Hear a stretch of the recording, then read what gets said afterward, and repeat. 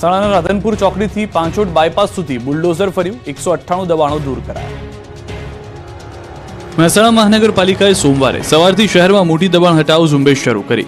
Radhanpur ચોકડીથી પાંચોટ bypass સુધીના માર્ગ પર આવેલા દુકાનના શેડ, કેબિન, ઓટલા અને કમ્પાઉન્ડ વોલ સહિત 198 દબાણો દૂર કરવાની કામગીરી હાથ ધરવામાં આવી.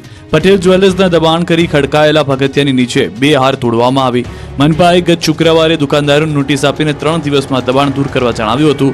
જોકે દુકાનદારો દ્વારા દબાણ દૂર ન કરાતા સવારથી મનપાની ટીમે 2 જેસીબી, 8થી વધુ ટ્રેક્ટર અને પોલીસ બંદોબસ્ત સાથે તવાઈ બોલાવી.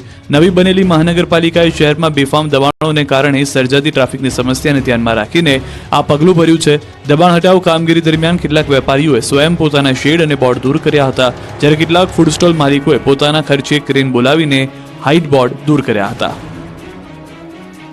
ખેડામાં વર કન્યા પક્ષના ડીજે વચ્ચે થઈ ગઈ હરીફાઈ. 1 કલાક સુધી કાનના પડદા ફાટી જાય એવા અવાજે સંગીત વગાડ્યું. ખેડા જિલ્લામાં એક લગ્ન પ્રસંગમાં જોવા જેવી થઈ હતી. વર કન્યા પક્ષના ડીજે સામસામે આવી જતા જોરદાર હરીફાઈ જામી હતી. બંને ડીજેના સંચાલકો 1 કલાક સુધી કાનના પડદા ફાટી જાય એવા અવાજે સંગીત વગાડ્યું હતું. આ દરમિયાન અફરાતફરીનો માહોલ સર્જાયો હતો. કેટલાય લોકો ડીજેના વાહન ઉપર ચડી ગયા હતા અને હંગામો મચાવી દીધો હતો. દીકરીના પિતાએ અનેક વખત સમજાવવા છતાં પણ ડીજે સંચાલકો સમજ્યા ન હતા.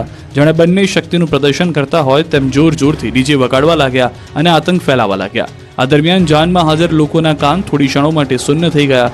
જ્યાંથી ડીજે પસાર થઈ રહ્યા હતા ત્યાં લોકોના ઘરની દિવાલો ધ્રુજવા લાગી. ઘરમાં કાંધીએ મૂકેલા વાસણો પડી ગયા. લોકો અવાજથી કંટાળી ગયા.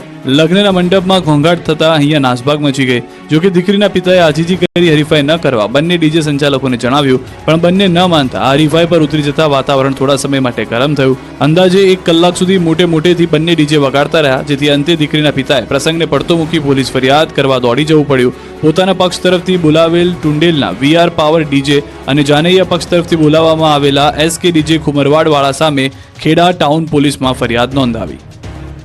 ગણદેવીના ભાઠા ગામની શાળા